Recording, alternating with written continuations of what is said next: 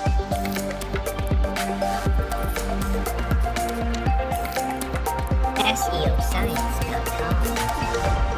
Welcome to another episode of SEO Science. I'm Richie Billing and delighted to be joined by Joe Greenslade.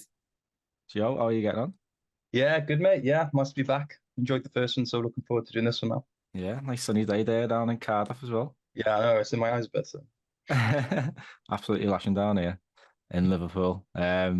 So if you listen to the first episode, thanks very much. We just had a little chat about the challenges and opportunities that present themselves in this ever-changing industry. And one of the things we wanted to do as part of the series is to dive into subjects in a bit of depth, but providing you with really practical tips and advice. And one of the hot topics in the world of SEO, definitely one of the most lucrative sides and more expensive sides of SEO as well, is backlinks. And Joe, you've developed and grown a really successful backlink agency, haven't you, over the years? And yeah, mate, this is very much your field. Yeah, no, it's there's three pillars to SEO. Like you've got your technical SEO, the content, the on-page SEO, and then the off-page, which is link building. And then it's the biggest kind of signal, algorithmic signal for Google is backlinks. That's never changed, but what has changed is the way you procure them, the way you go about building them, the way you get them. Yeah, definitely. Always something changing with backlinks as well, which is annoying. But I didn't. It was my weakest part of my SEO game, and I decided I needed to go out and learn as much as I can about it. And funnily enough, given all these recent Google updates, I ended up on Reddit, and that's where I found a lot of the answers. And the answers have been provided by yourself in these really detailed posts in the this SEO subreddit. And a lot of the stuff I learned about backlinks was all from you. So it's going to be really interesting diving into different elements of the process, really, because first of all, in this episode, we're going to take a look at what backlinks are, why they're important, and different types of backlinks, because some have more power than others, don't they? And it obviously depends where you get the links from. Yeah. And then we're also going to look at how to find and source backlinks, like what kind of websites are the ones to target, how to speak to webmasters, and budgets and stuff like that. And then we're also going to look at writing guest posts and identifying link insert opportunities and what is better, what's more efficient, and what's going to get you the best results. So episode 1 in this little mini series, we're going to dive into the basics, really. So Joe, backlink expert, what is a backlink? Yeah, so essentially any kind of backlink is a link back to your website from another website. Just any kind of example, you guest post, forum link, anything like that is counted as a backlink. But like you said, there's been a huge change over the last few years in how you go about acquiring them and building them. Like any website will naturally accrue backlinks, but they're not necessarily links that will help you rank higher on Google. And that's kind of where a lot of misinformation lays. And you see it a lot. Like, obviously, SEO is one of those kind of industries where there's no barrier for entry. Anyone can kind of posit themselves as a specialist or someone who knows stuff about SEO, or they don't really. So there's a lot of damaging information out there, and information that can cost people a lot of money with little return if they're not kind of careful and they don't kind of do their research about links and how to build the right links, how many links to build and where to build them. I guess, yeah, just like I was saying, like you used to be able to build loads of forum links. Like you could just go onto Reddit, Facebook, Quora, all those kind of websites, and in the comments, blah, blah, blah, blah, check out my website. And it would kind of count and be a kind of powerful link, but Google got wind of it. It was kind of completely being abused. And in around 2015, 2013, it stopped being a tactic that really moved the needle. However, you still see this everywhere. You still see a lot of agencies, even some of the bigger agencies out there, kind of offering kind of forum posts, forum mentions, and all this kind of stuff. And it can have its place in certain niche kind of usages, But the reality is you want to kind of stay away from that. So at the moment, this moment in time, good link or a kind of backlink is a link that sits in relevant content pertaining to you, your industry, your web type on a website that can also be relating to you, whether that's within a category or within the whole website. But the website itself has to kind of be, which is like, going into the metric side of things, but it has to kind of be, this is where it gets like quite murky, but the website has to be a good site, and how you assess a site to be good can be different depending on the link you're using. Like you were saying earlier, link insert or guest post, like you're kind of looking for different things for each one. But on the base of it, you want it to have decent traffic from the location that you want to rank, but that doesn't always matter, but it kind of helps. And you also want to look at what they rank for, right? Because it's very easy to kind of manipulate this, and you can inflate a website traffic quite easily and make it appear as though the site is super popular in certain locations, but you can kind of have a lot of bot traffic and manipulated traffic.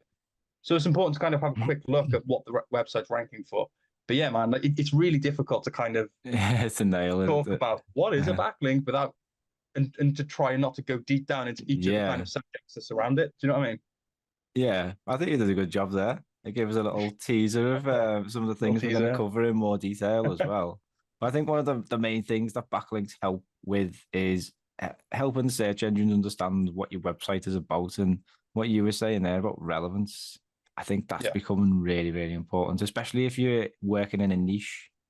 So we do a lot of legal stuff. So getting relevant links there is really difficult, but it's when you do get them, the worth loads more because, like you say, the relevancy of them all. And like you say, we said before, but this is how Google really gains an idea and gains trust in your site, isn't it? So what are the other reasons, like why backlinks are important? What role do they play? Well, essentially, when I kind of go through this with my clients, I usually kind of say that links work in two ways. There are two main ways that kind of links work. The first one, which you just touched upon, is that each link you create on a relevant, let's just say it, pretend that they're good websites, all good websites. Each link you create sends a trust signal to Google that basically says, hey, look, people are talking about this website within this medium, within this industry. They're referencing this website as a useful tool, a useful service, or a useful product. So in Google's mind, it's kind of like, okay, maybe we should show the link to website to more people searching relevant terms. So it's going to help that website rank higher across the board for relevant terms. The other side of it is in directly increasing your ranking for a specific keyword. So, I don't know, say you're a water bottle company and you want to rank higher for water bottle in the UK or the USA. You might use the anchor text as water bottle, or a neutral anchor text with water bottle near that neutral anchor text. And by force of association, Google will see people sort of saying, hey, they're linking to this website using the term water bottle. Maybe we should show it to more people searching for water bottle. So those are, on the base of it, the two kind of main ways that links work on a wholesale basis, increasing the kind of power of a website, increasing it across the board, but also directly increasing it for those hard to hit keywords. Yeah. No, that's really good. It's interesting what you say about getting the links from the area that you're trying to rank for, the country. Like wherever we UK based. I mean, my personal website, I do a lot of my SEO experiments on, is more geared towards the US. And I was doing a little experiment where I had this page that was getting quite a lot of traffic, but I thought that the audience was broader than what it was currently targeting. So at the minute, it was just going for US. But the tool I thought would have been useful to people trying to learn English in India. So what I did is, just as a little experiment, was just got a couple of backlinks from .in domains or websites that had a lot of traffic from India. And all of a sudden, I started getting loads of traffic from India. Yeah. And it was quite interesting. Unfortunately, them links went away. Yeah, As can they happen. want to do, and they lost all the traffic from India. So it's like you're hooking on to something and drawing in that audience. It's interesting how it works, isn't it? Yeah, it does. And for some niches, kind of as long as the language of the website and it has a decent integration with traffic, you can kind of get away from it. Like you can get away with it. Like you can kind of, I don't know, say you have a business in the UK, you can get some US links with US traffic. Say you have a business in the US, UK links with UK traffic, and you can still kind of get that power from it. Especially if there's a secondary source of traffic, which there usually is, with some, high power Western websites using the same language is going to happen. It's going to be crossover, Canada, America, Australia, UK.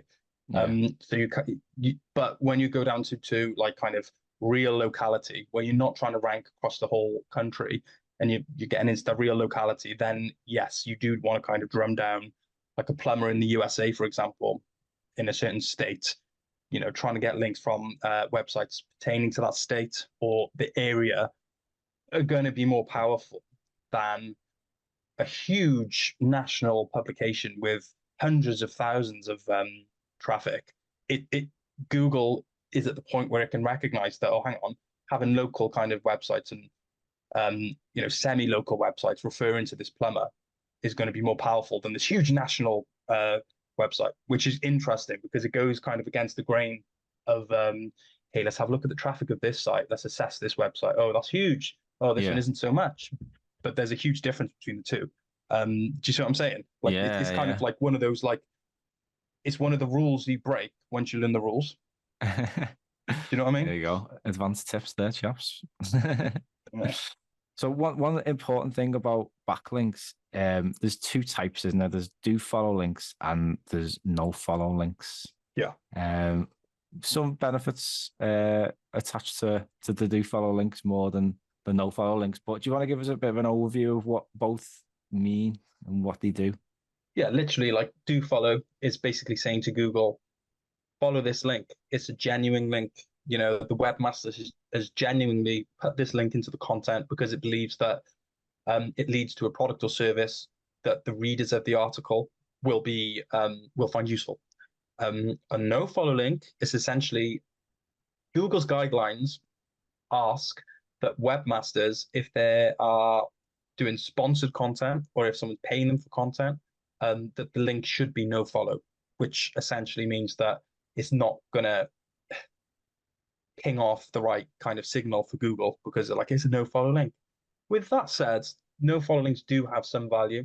If you're undergoing a huge link building campaign, you're doing lots of links in each month, month in, month out, adding some no follows to the mix will help the profile look a bit more neutral. And to be fair, I had one client last year and they were just doing no follow links for a certain reason, but they were working. They weren't working as much as do follow, of course, but they were working. In my head, and people will disagree with this, but from what I've seen, if a do follow link has 100% efficacy, right? A no follow in my head has 25 to 30%. So they do exist, they do get picked up, they're there, there's a reason they're there, but they don't have the same pull and power as a do follow. So if you ever go into a kind of negotiation with a webmaster, and they say, which one do you want? Or do you want do follow or no follow? Or if they say, hey, we only do no follow, but it's going to cost a crazy amount of money, that's kind of a signal to kind of be like, it's probably not worth me paying this much money if it's going to be a no follow link. Or if they're asking you which one, oh yeah, it's a do follow. And when you go into the negotiation stage, it's like, hey, how much shall I pay for this link? I know we'll talk about this, another time, but how much shall I pay for this link? And also, is it do follow or no follow? So yeah, you want do follow links, but if you have a huge portfolio of links and you're building a huge profile of links, you also want to add in some no follows as well. So we spoke a bit before about different types of backlinks or the ways, different methods of getting the links that you want. So forum posts, ad the day did very well for a little while. And every now and then these things pop up, these little trends. So I think the two main ones that I know of anyway that I've seen to have stuck around and that get the best results for your investments are guest posts and then link inserts, but they're not as ideal, are they? From what I understand. No, there's a huge thing around link inserts. So guest posts on the face of it are better because you can curate the content to make the link work. You can force the content to support the link in the best way possible by using the keywords you're trying to rank for and other keywords you're trying to rank for around the anchor text. So Google will see the anchor text. They'll also pick up keywords around the anchor text. So you can be really clever with it and get the best bang for your buck by putting the content together for yourself. You can also, of course, put the content together for the webmaster in a way that they'd appreciate. Which kind of makes your job a bit easier than kind of saying, hey, I want to put my link in this post. So on the front of it, guest posts are usually better than link inserts. They are also better because a new post, once you posted the post and it's up and you speak to the webmaster and you say, hey, mark this for indexation in Search Console, Google will index it and it'll be seen. If you insert a link into a piece of content that's like 10 years old and it's not indexed, Google ain't going to see it. And this brings us on to why link inserts can be dangerous. So many of the larger SEO agencies in the UK, or maybe like link building agencies, they'll do link inserts and they'll call them niche edits. But the majority of the posts they put the edits into, the links into, aren't indexed and they're just not going to do anything. That's why there are levels to a link insert. So you could say like the first level, you're just throwing the link into any content. Okay, it might be a little bit relevant, it might not, but it ain't doing anything. It's not indexed. It's rubbish. The second level, the SEO agency or yourself would check if the content is indexed. If it's on Google and it's indexed and you put the link in, okay, that's a bit better than I suppose the level one we were just talking about, right? Yeah. And then you come to kind of 3/4, where okay, the relevancy is there, it's looking really good. And not only is it indexed, but it's actually ranking for keywords on Google. So that essentially is saying Google trusts this content enough to rank it and to show it to people. Of course, you have different levels of this. It could be ranked like 90th for something, but it's still ranked, it's still indexed. So that is way more useful and much more powerful than a link that is going into content that isn't even indexed. So before you even look at the metrics for the website, a link on a website with millions of traffic that's gone into a bit of content that ain't indexed, and then a link going into a website with traffic of 1,000, but it's going into a piece of content that brings in 200 of that content, of that traffic, is going to be way more powerful and way more impactful than a link in an article that ain't indexed on the aforementioned post. So that's the problem with link inserts. It's really easy for agencies and freelance link builders and so on and so forth to kind of pull the wool over your eyes a bit and kind of, hey, this is on a great website. This is on a great website. Look at the traffic. But it's like, and to be fair, the majority of links these agencies get, the websites will have rubbish traffic. They might have traffic in the hundreds or the tens, and the post they've stuck the link into won't even rank on Google. Or won't even be indexed. So there are a very many kind of, okay, guest post or link insert, which one? And then, but when you get into the arena of link inserts, there's a bit of a mire there. So getting, and the best link inserts you can get, so to the top level link inserts, say you want to rank for, I don't know, coffee machine cleaner, right? If you can get a link with the anchor coffee machine cleaner, or a generic anchor like here or over here or wherever, or check this out, into an article that ranks for coffee machine cleaner, that is the best link insert you're going to get. Because that content already ranks for what you're trying to rank for. So basically you're saying to Google's like, this content is good enough to rank it for coffee machine cleaner. But then you're linking to your website saying coffee machine cleaner in that article.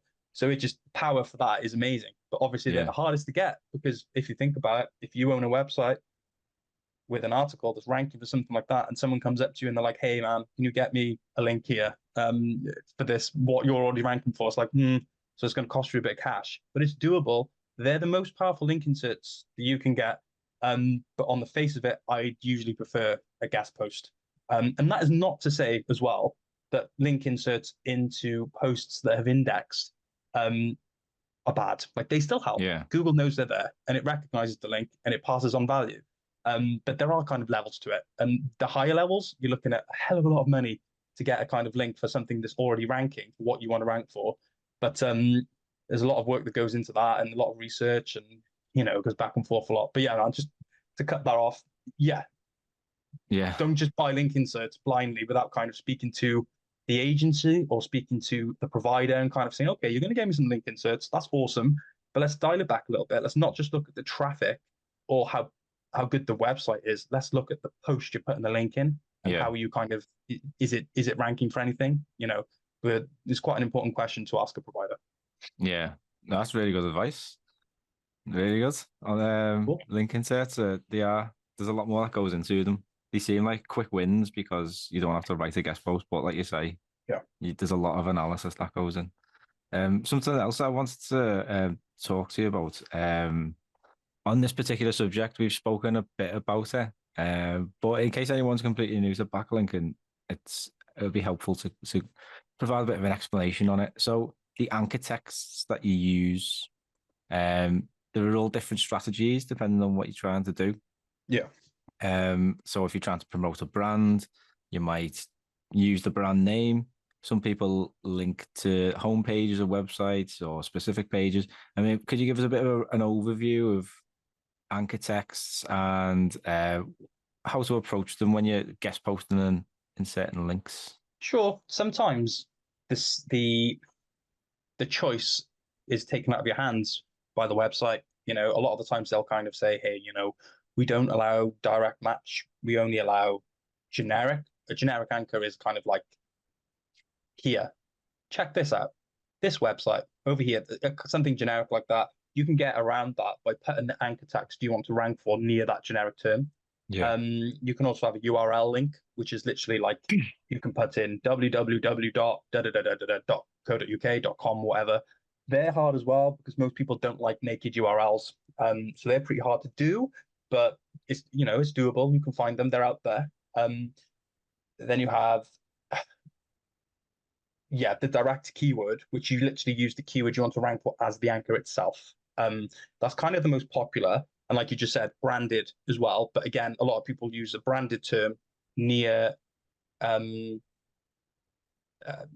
term they want to rank for, the keyword they want to rank for. It also, with branded terms, it becomes even more important that the content is very narrowly related to what your industry is.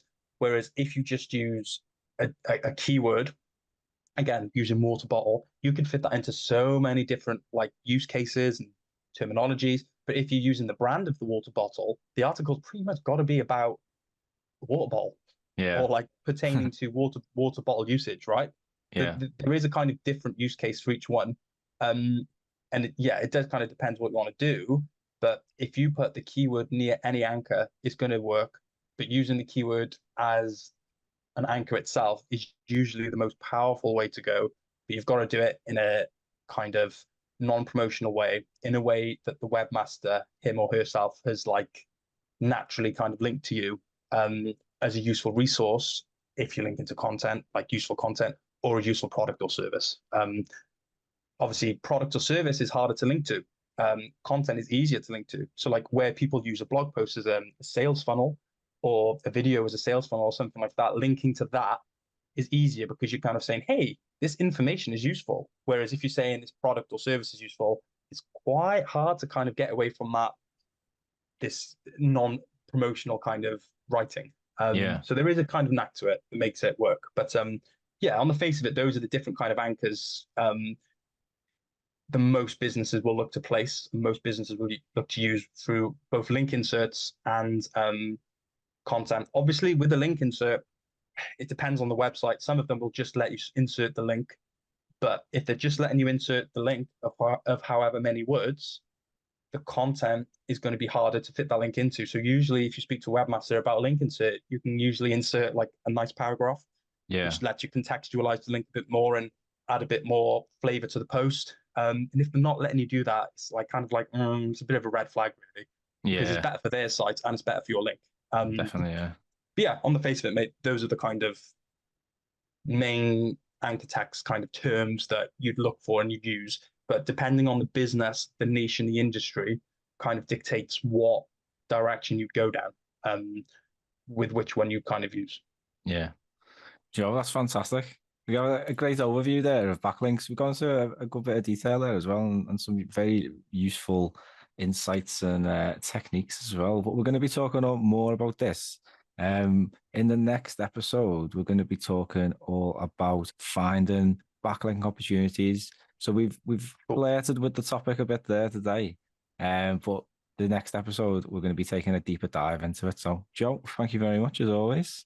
Cheers, mate. Been a pleasure. Where's the best place to find out a bit more about you and your agency? Oh, I'm at sequenceseo.com, just kind of wholesale SEO agency with a bit of flavor to it. Like we do load of different clients, different industry types. So yeah, always there for offer any help if needed. Nice one. And my name is Richie, and I am from Billion Media Digital Marketing Agency. Links for both will be in the description. Thank you very much for listening.